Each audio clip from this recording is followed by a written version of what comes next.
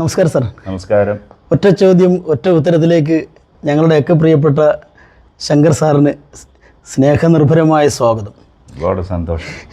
ഏറെ സന്തോഷത്തോടുകൂടിയാണ് ഇന്ന് മലയാളികളുടെ പ്രിയപ്പെട്ട നമ്മുടെയൊക്കെ സ്വന്തം ശങ്കർ സാറിനോടൊപ്പം ഈ നിമിഷങ്ങൾ നമ്മൾ പങ്കിടുന്നത്. കാരണം മഞ്ഞിൽ വിരിഞ്ഞ പൂക്കൾ എന്ന ചിത്രം റിലീസ് ചെയ്യുന്ന സമയം മുതൽ ആ ചിത്രം തിയേറ്ററിൽ എത്ര തവണ കണ്ടുവെന്ന് എനിക്ക് തന്നെ നിശ്ചയമില്ല. വളരെ ചെറിയ പ്രായത്തിലാണ്. കാലങ്ങൾക്കിപ്പുറം അദ്ദേഹവുമായി ഒരുമിച്ചിരിക്കാനും കുറച്ച് വിശേഷങ്ങൾ മാത്രം പങ്കിടാനും അവസരം കിട്ടിയതിൽ ജഗദീശ്വരനോട് നന്ദി പറഞ്ഞുകൊണ്ട് ഒറ്റ ചോദ്യം ഒറ്റ ഉത്തരത്തിൽ. ചോദ്യം ഇത്ര മാത്രമേ ഉള്ളൂ സാറേ. മലയാള സിനിമയിൽ മഞ്ഞിൽ വിരിഞ്ഞ പൂക്കൾ എന്ന ചിത്രത്തിലൂടെ മലയാളികളുടെ ഹൃദയത്തിൽ ഇടം നേടി. കുറേ വർഷങ്ങൾ നിരവധി സൂപ്പർ ഹിറ്റ് ചിത്രങ്ങൾ സാറ് ചെയ്തു. അതിനുശേഷം കുറച്ച് ഇടക്കാലം ചില ബിസിനസ്സുകളും കാര്യങ്ങളൊക്കെ ആയിട്ട് വിദേശത്തായി ഒരു ചെറിയ ഗ്യാപ്പ് വന്നു. പക്ഷേ സാറിൻ്റെ ആ ഒരു വിടവ് മലയാളി പ്രേക്ഷകർക്ക് അങ്ങനെ ഫീൽ ചെയ്തിട്ടേ ഇല്ല. അന്ന് മഞ്ഞിൽ വിരിഞ്ഞ പൂക്കളിൽ നിന്ന അതേ ഒരു ഹൈപ്പ് തന്നെയാണ് പ്രേക്ഷകർ, ആ സ്നേഹം തന്നെയാണ് സാറിന് നൽകിക്കൊണ്ടിരിക്കുന്നത്. ഈ ഒരു എന്താ പറയേണ്ടത്, ഇങ്ങനെ ഒരു സന്തോഷം പ്രേക്ഷകർക്ക് സാറിനോട് ഇങ്ങനെ ഒരു സ്നേഹം തോന്നാൻ സാർ എന്ത് മാജിക്കാണ് ഈ മഞ്ഞിൽ വിരിഞ്ഞ പൂക്കൾ മുതൽ ഇങ്ങോട്ട് ചെയ്തത്?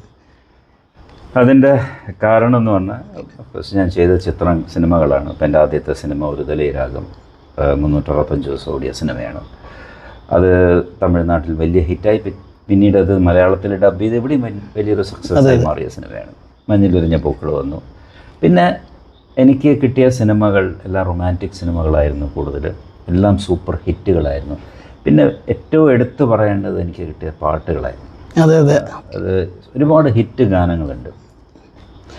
അതൊക്കെ ഇന്നും പാടി നടക്കുന്ന ദേവദാരു പൂത്തുവായാലും സുഗമോ ദേവിയിലെ ശ്രീലതികകളായാലും സുഗമോ ദേവിയായാലും അങ്ങനെ ഒരുപാട് നല്ല ഹിറ്റ് ഗാനങ്ങളിൽ അഭിനയിക്കാൻ എനിക്ക് അവസരം കിട്ടി.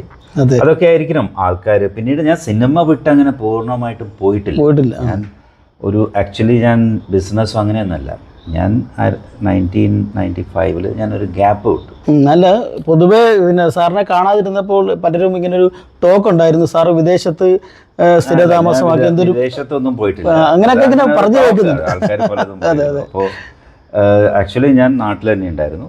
ഞാൻ സിനിമയിൽ നിന്ന് കുറച്ച് മാറി നിന്നു. ബിക്കോസ് ഒരു മാറ്റം എനിക്ക് വേണ്ടിയിരുന്നു. ബിക്കോസ് എല്ലാം ഒരേ മാതിരിയുള്ള സിനിമകൾ, റൊമാൻസ്, പാട്ട്, ഹിറ്റ് സിനിമകളാണ്. പക്ഷെ എന്നും നമ്മളൊരു ആക്ടർ എന്ന നിലയ്ക്ക് നമ്മൾ എന്തെങ്കിലും വെറൈറ്റി ചെയ്യാൻ ശ്രമിക്കും. ബിക്കോസ് ഞാൻ കോമഡി ചെയ്തിട്ടുണ്ട്. പൂച്ചക്കരി മൂക്കുത്തി ആയാലും അരംപ്ലസരം കിന്നരായാലും അമ്പട അങ്ങനെ കുറേ സിനിമകളിൽ കോമഡിയൊക്കെ ചെയ്തിട്ടുണ്ട്. പക്ഷെ എന്നാലും വ്യത്യാസമായിട്ടുള്ള ചില വേഷം ആ കോമഡി സാറ് ചെയ്തത് നല്ല പ്രേക്ഷകർ വളരെ സന്തോഷത്തോടെ തന്നെ ഏറ്റുവാങ്ങിയിട്ടുണ്ട്. പക്ഷെ എന്നാലും നമ്മൾ ഉദ്ദേശിക്കുന്ന ഒരു ഇതൊന്ന് മാറി വരണം, വ്യത്യസ്തമായൊരു ക്യാരക്ടറിലേക്ക്. ഇന്നത്തെ കാലഘട്ടന്മാരില്ല. നസീർ സാറൊക്കെ ഉണ്ട്. അവരൊക്കെ എത്രയോ സിനിമകളിൽ അവർക്കൊന്നും സിനിമ മടുത്തിട്ടാണ്. പക്ഷെ എനിക്കൊക്കെ 10-200 സിനിമകൾ ഈ ഒരു 15 വർഷം കൊണ്ട് നമ്മൾ ചെയ്തെടുക്കുക എന്ന് പറയുന്ന രാവും 15 ജോലി. അപ്പം അതൊക്കെ ഒരു ഭയങ്കര ഒരു സ്ട്രെയിനായിട്ട് തോന്നി. ഇപ്പോൾ ഒരു ഗ്യാപ്പ് വിടാമെന്ന് വിചാരിച്ചിട്ട് അങ്ങനെ ഒരു 4 വർഷം ഗ്യാപ്പ് വിട്ടു. പിന്നീട് എന്നെ തേടി ആൾക്കാർ വന്നു. സൂര്യവനം എന്ന് പറയുന്ന ഒരു സിനിമയിൽ അഭിനയിച്ചു. പിന്നെ ഭദ്ര, ഫയർ, അങ്ങനെ കുറേ സിനിമകളിൽ അഭിനയിച്ചു. പക്ഷേ ഇതൊന്നും ഞാൻ വിചാരിച്ച സക്സസ് എനിക്ക് കിട്ടില്ല. പക്ഷെ എന്നാലും ഇപ്പം നിങ്ങൾ പറഞ്ഞതുപോലെ ഞാനിപ്പോഴും എവിടെ ചെല്ലുമ്പോഴും ആൾക്കാരെന്നോട് ഒരുപാട് സ്നേഹം കാണിക്കാറുണ്ട്. ഇപ്പോഴത്തെ തലമുറ പോലും അവർ അവർ ഈ പാട്ടുകളൊക്കെ എപ്പോഴും ടി വി വരുന്നുണ്ട്. പിന്നെ ഞാൻ കുറച്ച് സിനിമകളിലൊക്കെ അടുത്തൊക്കെ അഭിനയിച്ചിട്ടുണ്ട്. അതൊക്കെ ആയിരിക്കണം അവരെന്നും. അല്ല, സാറിൻ്റെ പാട്ടുകൾ സാറ് പറഞ്ഞത് ഇപ്പോൾ പറഞ്ഞപ്പോഴാണ് അതിനെക്കുറിച്ച് കുറച്ചുകൂടെ എനിക്ക് ക്ലിയറായി വന്നത്. കാര്യം ഇന്നത്തെ ഹിറ്റ് സിനിമകളിൽ പാട്ടിറങ്ങുന്നത് പോലെ തന്നെ അന്നത്തെ പാട്ടുകൾ ഇന്നത്തെ തലമുറ ശരിക്കും ആസ്വദിക്കുന്നുണ്ട്. അതൊരു വലിയൊരു ഘടകം തന്നെയാണ്. അത് പ്രത്യേകിച്ച് ഇപ്പം നമ്മൾ ഒക്കെ സിനിമയിൽ വന്ന് നമ്മൾ ഒരു 10-20 വർഷം നമ്മൾ സിനിമയിൽ നിൽക്കുന്ന സമയത്തും നമ്മൾ കൂടുതൽ കേട്ടിരുന്നത് നമ്മളെ പാട്ടുകളല്ല, അതുപോലെയാണ് ജനറേഷൻ സോങ്സ് എന്ന് പറയുന്നത് എവർഗ്രീൻ ആണ്, എപ്പോഴും മാറിക്കൊണ്ടിരിക്കും. അപ്പോൾ തീർച്ചയായിട്ടും സാറിനൊരു വ്യത്യസ്തമായൊരു ക്യാരക്ടർ ചെയ്യണമെന്നുള്ളൊരു ഉദ്ദേശമല്ലേ സാർ? തീർച്ചയായിട്ടും ഉണ്ട്. പക്ഷേ ഞാൻ ശ്രമിക്കുന്നുണ്ട്. പക്ഷെ നോക്കാം. അല്ല, തീർച്ചയായിട്ടും. കാരണം എനിക്ക് തോന്നുന്നു മഞ്ഞിൽ വിരിഞ്ഞ പൂക്കളിൽ സാറ് തുടങ്ങിയ മലയാളികൾക്ക് ഒരു ദലൈരാഗം അതിന് മുമ്പാണല്ലോ സാർ? അതെ അതെ, ദലൈരാഗം അതിന് ജസ്റ്റ് 6 മാസം 3 മാസം മുമ്പാണ്. 6 മാസം മുമ്പ്. അപ്പോൾ മഞ്ഞിൽ വിരിഞ്ഞ പൂക്കളിലേക്ക് എങ്ങനെയാണ് സാറ് വന്നത്? അപ്പോൾ ഈ ഒരു തല രാഗത്തിൻ്റെ മഞ്ഞിലൊരിഞ്ഞ പൂക്കൾ ഒരു തലയിരാൻ കണ്ടിട്ട് അവർ നവോദയ പ്രൊഡക്ഷൻസ് അപ്പോൾ പുതുമുഖങ്ങളെ വെച്ച സിനിമ എടുക്കാൻ വേണ്ടി അവർ പലരെയും ഓഡിഷനൊക്കെ വിളിച്ചുകൊണ്ടിരിക്കുന്ന സമയമായിരുന്നു. അപ്പോൾ അവർക്കൊരു പ്രോപ്പർ ആളെ കിട്ടാത്തത് കൊണ്ട് അപ്പോൾ ആരോ പറഞ്ഞു അങ്ങനെ ഒരു സിനിമ കളിക്കുന്നുണ്ട്, പോയി കണ്ടു നോക്കൂ, ഇതിൽ അഭിനയിച്ചിരിക്കുന്നവരൊക്കെ മലയാളികളാണ്. അപ്പോൾ അങ്ങനെ രവീന്ദ്രൻ മലയാളിയാണ്, കൈലാഷ് മലയാളിയാണ്, അപ്പോൾ നിങ്ങൾ പോയിട്ട് ആ സിനിമ കണ്ടു നോക്കുന്നു. അങ്ങനെ ആ സിനിമ കണ്ടപ്പോൾ അവർ പെട്ടെന്ന് എന്നെ കോണ്ടാക്ട് ചെയ്തു. ബിക്കോസ് അവർ നോക്കുമ്പോൾ തമിഴ്നാട്ടിലും ഒരു തലയിലാകും, മഞ്ഞിലൊരിഞ്ഞ പൂക്കൾ ആയാൽ അത് തമിഴ്നാട്ടിൽ അതിനൊരു നല്ല സ്കോപ്പുണ്ട്. അങ്ങനെയാണ് ആ സിനിമയിലേക്ക് വരുന്നത്. എന്നെ ഓഡിഷൻ ചെയ്തു. ആലപ്പുഴയിലായിരുന്നു സാർ ഇൻ്റർവ്യൂ? അല്ലല്ല, അതിന് ഇൻ്റർവ്യൂ ചെന്നൈയിലായിരുന്നു. അപ്പോൾ അവിടെ ഫാസിൽ അന്നൊന്നും അവരാരാണെന്ന് എനിക്കറിയില്ല. മോഹൻലാൽ സാറിൻ്റെത് ആലപ്പുഴയിലായിരുന്നു? അല്ലല്ല, മോഹൻലാലിൻ്റെ ഇൻ്റർവ്യൂ ചെന്നൈയിൽ തന്നെയായിരുന്നു. അത് മോഹൻലാൽ ഒരു ഫോട്ടോ അയച്ചു കൊടുത്തിരുന്നു, അത് കണ്ടിട്ടാണ് പിന്നെ അങ്ങനെ വരുന്നത്.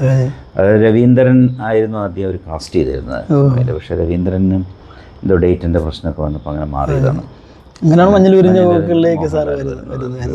അല്ല, സാറ് മഞ്ഞിൽ വിരിഞ്ഞ പൂക്കളിലേക്ക് ഈ ഒരു അല്ലേ ഒരു തലയ രാഗത്തിൻ്റെ ഒരു ഇതിലാണ് വന്നത്. ഇത് വന്നത്.